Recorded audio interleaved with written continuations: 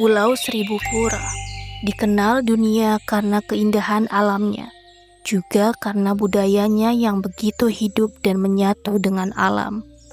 Tapi di balik gemerlap pariwisata dan upacara sakral, ada satu warisan yang tak banyak diketahui: arak.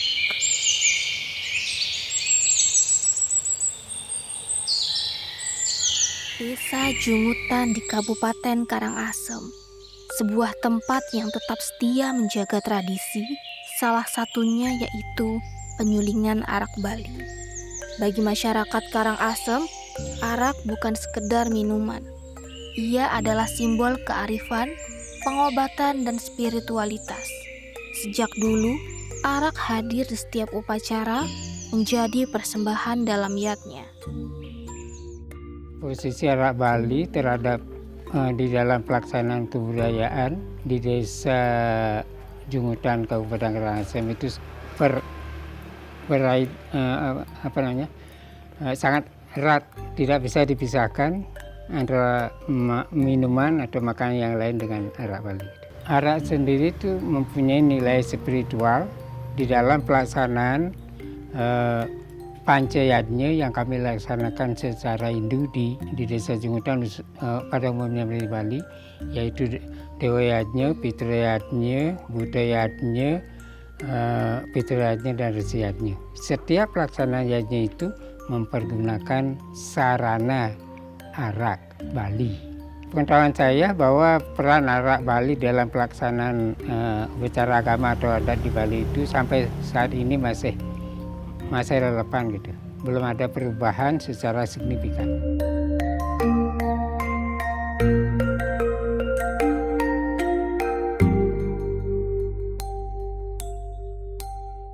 Arak salah satu minuman yang ada di wilayah Desa Adat Cibetan, Desa Jungutan.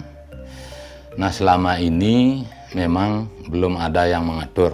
Nah, sehingga masyarakat kami memang sudah memahami keberadaan arak yang menjadi salah satu warisan sangat penting keberadaannya, terutama untuk menunjang pada saat ada kegiatan upacara adat atau upacara keagamaan.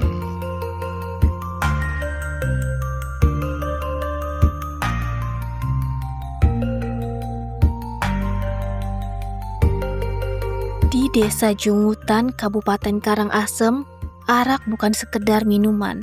Ia lahir dari tanah, keringat, dan waktu.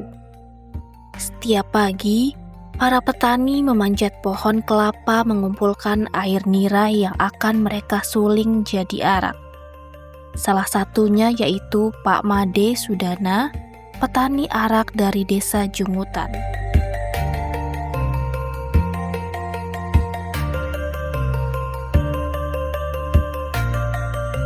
Saya Made Sudana, umur 53 tahun, alamat Banjar Dinas Panglet, Desa Jungutan, Kabupaten Karangasem. Ini secara turun-temurun, itu dari bapak saya, belajar dari kakek saya, itu sudah dari dulu sudah turun-temurun. Itu saya belajar dari sana. Ya. Untuk naik ke pohonnya itu pertama dia bawa kayak golok ya. Ada kayak golok, ada kayak sabit. Itu dipakai untuk mengiris bunga kelapa. Jadi satu jerigen untuk membawa tuaknya turun. Ada juga jerigan yang di atas itu untuk mengambil tetesan bunga kelapa itu.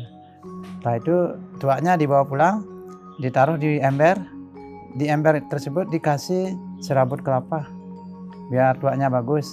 Biasanya didiamkan sih 1 hari. Setelah didiamkan 1 hari baru direbus. Kalau tuak kelapa bikin yang bagus itu ya, dari awal motongnya itu udah di tetesannya ditutup biar nak kena air hujan, biar kualitasnya lebih bagus, kadar airnya lebih. Pembuatan arak dimulai dari bahan baku alami, nira dari pohon kelapa. Nira yang panen setiap pagi kemudian difermentasi secara alami di dalam tempayan tertutup. Proses ini tidak menggunakan bahan kimia tambahan, hanya waktu, kesabaran, dan ketekunan untuk menjaga kualitas dari arak tersebut. Arak tradisional memiliki kekhasan yang tak bisa ditiru. Rasanya lebih halus, hangat di tenggorokan dan memiliki aroma yang khas dari nira asli. Setiap pembuatan arak punya rahasia tersendiri. Kalau nanti musim hujan kena air itu rasanya udah beda. Kalau saya bikin arak memperkuat apa itu rasa. Jangan sampai pembelinya bilang, "Wih, arak enyem." Kalau arak Bali, walaupun sebanyak mungkin kan, orang minum 1 gelas saja udah bikin dia orang lengah, dia bikin pingsan. Kalau arak Bali itu asli, walaupun minum itu 1 botol sendiri enggak. Itu walaupun mabuknya kan besoknya udah bisa lagi, enggak bikin bahaya. Untuk menjaga kualitas, itu di musim hujan harus ditutup biar alkoholnya enggak tercampur air gitu ya. Kalau banyak air, nanti kualitas alkohol akan turun. Itu untuk menjaga tetap alkoholnya bagus. Kepala Desa Jungutan mencatat lebih dari puluhan keluarga di desanya menggantungkan hidup pada arak. Jumlah yang tak kecil untuk sebuah produk yang dulunya hanya hadir dalam upacara sakral, kini menjadi bagian dari keseharian. Baik, di desa kami, di Desa Jungutan, pengrajin arak hampir ada di setiap banjar. Di setiap banjar dinas maupun banjar adat. Nah, kemarin kami sudah rangkum data terkait dengan pengrajin arak yang ada di Desa Jungutan. Hampir ada sekitar 50 kakak lebih dalam hal memproduksi arak. Nah, terkait dengan adanya arak oplosan, kebetulan tidak ada di desa kami, itu adanya di Kecamatan Abang. Memang dapat berpengaruh terkait dengan produksi arak Bali di masyarakat kami menurun, sehingga masyarakat yang memang senang dengan minuman manis lebih banyak mengkonsumsi arak oplosan daripada arak hasil produksi masyarakat kami yang alami. Di Desa Jungutan saja tercatat lebih dari puluhan kepala keluarga yang bergantung pada produksi arak. Arak diproduksi untuk konsumsi pribadi, namun sebagian besar dijual dari pasar tradisional, kedai hingga pesanan dari luar desa. Arak menjadi penggerak ekonomi yang diam-diam menghidupi banyak orang. Kalau per pohonnya dihitung seharinya itu ya 2 botol dapat per pohonnya. Ada juga dipakai untuk upacara, sisanya dijual di sini. Kalau memang pasokan di sini udah banyak, nggak mungkin keluar. Kadang-kadang sisanya baru dibawa keluar kota. Di sini di sekitar desa ada warung-warung yang ngambil. 1,5 tahun dah Mbak bikin arak. Rasanya bagaimana caranya ini untuk menghidupi anak dan untuk kita juga. Itulah kegiatan saya untuk sehari-hari, untuk bisa menutupi dapur gitu, dan sebagai untuk biaya sekolah gitu. Kami kemarin sudah sempat koordinasi dalam hal bagaimana kedepannya arak Bali bisa ditingkatkan produksinya, yang tujuannya adalah tiada lain untuk meningkatkan kesejahteraan hidup masyarakat kami di Desa Jungutan. Dapat saya sampaikan juga bahwa pengrajin arak di wilayah kami di Desa Jungutan merupakan salah satu mata pencaharian masyarakat kami untuk meningkatkan kehidupan kesejahteraan keluarganya, baik itu untuk kebutuhan sehari-hari, memenuhi kebutuhan pokok, kemudian juga menyekolahkan anak-anaknya. Nah, sehingga kedepannya perlu menjadi perhatian pemerintah agar arak Bali, khususnya yang ada di wilayah Desa Jungutan, bisa difasilitasi sehingga ketika ada penjualan ke konsumen tidak kucing-kucingan lagi dengan aparat. Di tengah gempuran gaya hidup modern, tak semua anak muda tertarik. Tapi ada segelintir yang bangga menjaga warisan ini. Mereka mengapresiasi dan mendukung para petani arak tradisional. Karena mereka tahu, tanpa petani, tak akan ada cerita. Tanpa warisan, tak akan ada masa depan. Memang ada sedikit anak muda yang memang beberapa yang ada yang meneruskan, ada yang tidak. Kembali lagi dari segi ekonomi. Jika kita ingin mencari sebuah peningkatan, mungkin dia bekerja di tempat lain mendapatkan hasil dari sana. Tapi jika anak muda itu ingin melestarikan warisan dari leluhur kita, pasti dia akan mengembangkan arak itu. Soalnya sekarang arak sudah ada perbubnya, bisa beredar untuk di Bali. Selain itu juga kita bisa mendaftarkan, mungkin membangun usaha kecil dulu lah untuk paling tidak meningkatkan atau menjaga warisan kita agar arak Bali itu bisa terkenal di tempat lain.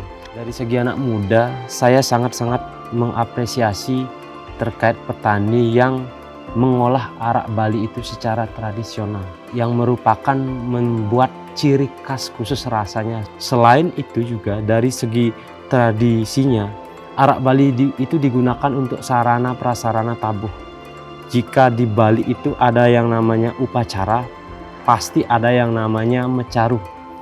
Di upacara tersebut pasti menggunakan sarana arak tabuh ataupun tuak tabuh, di mana arak tersebut dihaturkan ke Sang Hyang Buddha Kala, supaya setiap prosesi upacara tersebut tidak menimbulkan dalam tanda kutip mara bahaya, seperti itulah. Bukan sekedar minuman, tapi simbol keterikatan dengan tanah, tradisi, dan leluhur. Anak-anak muda ini mulai melihat lebih dalam di balik setiap tetes arak. Namun kenyataannya hanya sedikit anak muda yang mau meneruskan.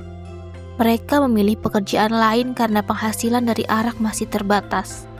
Tapi bagi yang benar-benar melestarikannya, mereka akan terus menjaga tradisi ini dan mewariskannya ke generasi berikutnya. Perjalanan menjaga warisan ini tidak mudah.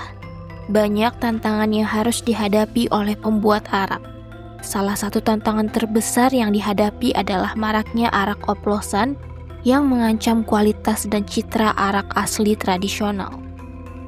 Sebuah tantangan yang memang harus perlu kita hadapi, kemudian perlu kita hilangkan, lenyapkan, karena sudah mengganggu warisan yang sudah ada, terutama dalam hal minuman arak. Terkait dengan arak oplosan ini memang sangat meresahkan di masyarakat, sehingga produksi arak di masyarakat kami sempat menurun kemarin karena tidak ada yang membeli. Karena yang laris itu arak oplosan, tapi tidak diketahui bahaya mengkonsumsi arak oplosan.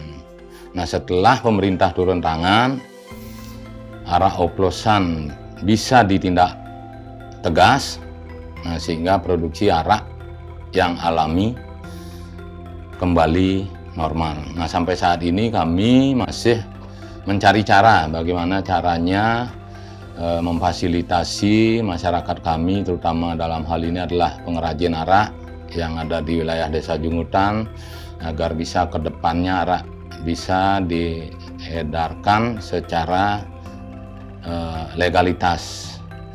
Nah, kami sedang berupaya untuk itu, kemudian tidak terlepas juga kerjasama dengan pihak-pihak terkait, terutama pemerintah di bagian dinas perindustrian dan perdagangan. Mudah-mudahan ke depannya ada sebuah peraturan yang bisa mengatur dalam hal peredaran arak, khususnya arak Bali yang alami.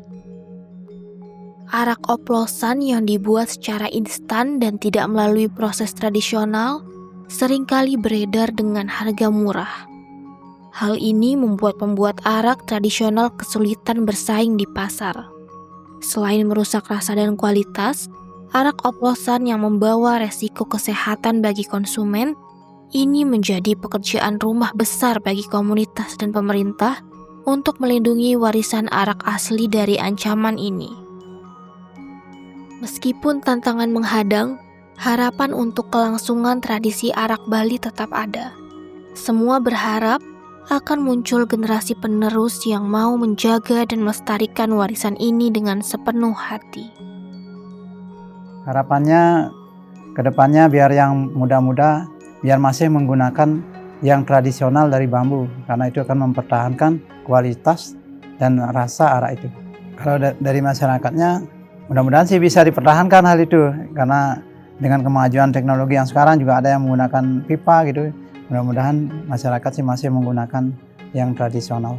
Biar arak ini tetap berjalan seperti yang dulu, dengan menggunakan secara tradisional untuk mempertahankan budaya Bali.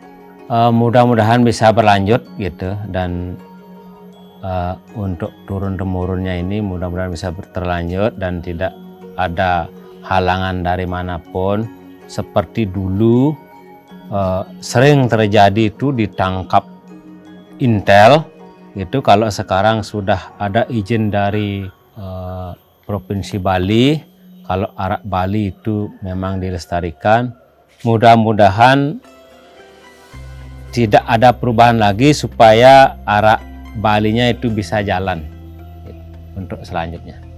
Kami sangat berharap ke depannya, karena dengan adanya legalitas, sudah barang tentu arak Bali bisa diedarkan secara lebih luas di seluruh Indonesia, baik kalangan hotel, restoran, dan lain sebagainya. Harapan kami selaku pemerintah desa agar bisa memfasilitasi arak yang ada di masyarakat kami. Sudah barang tentu peran aktif pemerintah sangat kami harapkan, baik dari pemerintah maupun pihak-pihak swasta yang bisa membantu dalam hal arah legalitas arak yang ada di wilayah desa kami.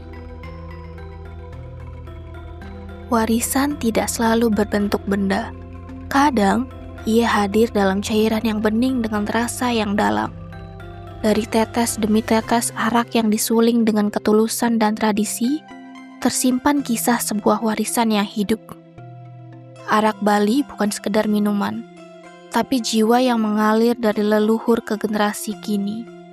Harapan untuk masa depan ada di tangan mereka yang mau menjaga, melestarikan, dan membawa warisan ini ke dunia yang lebih luas.